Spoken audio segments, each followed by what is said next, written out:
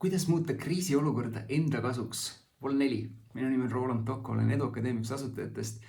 Üks küsimus, mida kriisiküsitluses meie käest küsiti, on see, et kuidas muuta ümbritsevat keskkonda lihtsate vahenditega paremaks.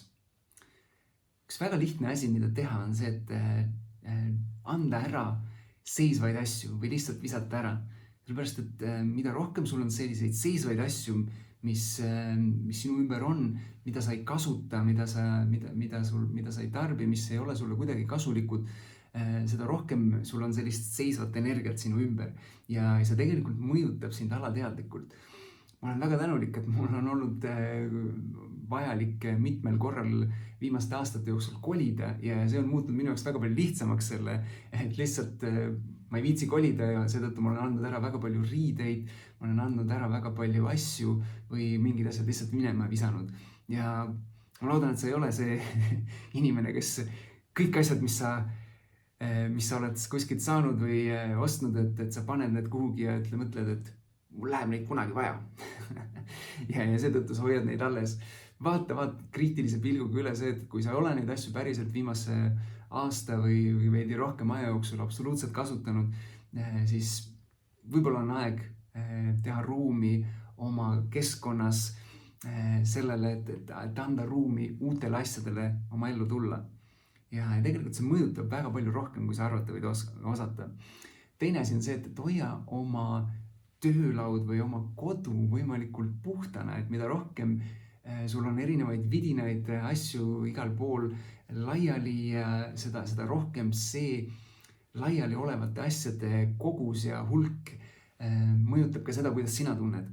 Ehk et see välise, siis see on tegelikult otsene peegeldus sinu sisemisest. Kui sul on palju selliseid häirivaid asju, mis vedelevad ja nii edasi, siis see tegelikult tekitab alateadlikult sinus sellist stressi, tekitab sellist ärevust, sellepärast et need asjad on kuidagi laiali ja kui sa paned need asjad kokku, kui sa teed omale töölaua puhtaks, siis see alateadlikult annab sulle sellist, et kord on majas. See annab sulle seda tunnet. Nii et vaata üle, kus tasub asju koomale võtta ja võib-olla on mõned need samad asjad, mida tasuks ära anda või ära visata.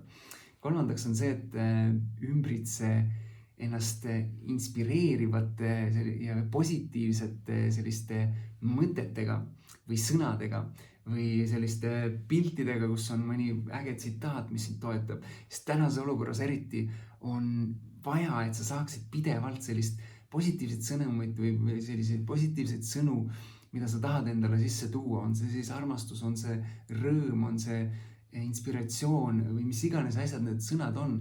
Kas või tee mingisugune lahendus, kuidas sa need sõnad endale paned kuskile või sa paned endale arvutiekraanile taustapildiks, aga tekita endale võimalusi, kuidas sa saad võimalikult palju igas olukorras selliseid positiivseid sõnumeid oma elus igapäevaselt. Neljas asi on see, et pane kirja ja pane endale kuhugi ülesse oma unistused ja soovid. Sest ka see on selline asi, mis jällegi, kui sa vaatad aeg-ajalt neid ja näed sellist nagu positiivsemat pilti sellest, et kuhu sa võiksid või tahaksid jõuda, siis see hoiab sellist mõnusamat, positiivsemat fooni ka selles olukorras, kui asjad ümberringi ei lähe päris nii, nagu sa tahad. Ja viiendaks, võtta aega, et planeerida ja läbi mõelda, et mis on järgmised sammud, mida sa oma elus teha tahad ja tegelikult mis on need järgmised asjad, mida sa oma ümbritsevas keskkonnas teha tahad, mida sa tahaksid paremaks teha.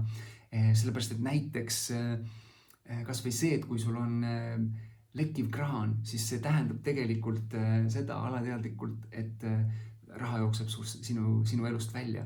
Nii et võib-olla on aeg vaadata ringi ja planeerida ära, et mis on need tegemata tööd või tegevused, mida sa oma ümbritsevas keskkonnas, oma kodus saaksid teha, et kogu see keskkond sinu jaoks muutuks mõnusamaks, mis tähendab, et see vähendab ka sinu sellist alateadlikku stressi ja ärevust ja annab sulle võimaluse selleks, et sa oleksid eesootavaks ja käesolevaks oluliselt paremini valmis ja suudaksid nautida ka seda aega, kus ümberringi võib-olla on rohkem kaost ja segadust, kui seda tavapäraselt on. Kui see video sind kõnetas ja sa tead kedagi, kes seda nägema peaks, siis ole ja jaga seda ja näeme juba järgmistes videodes. Tšau!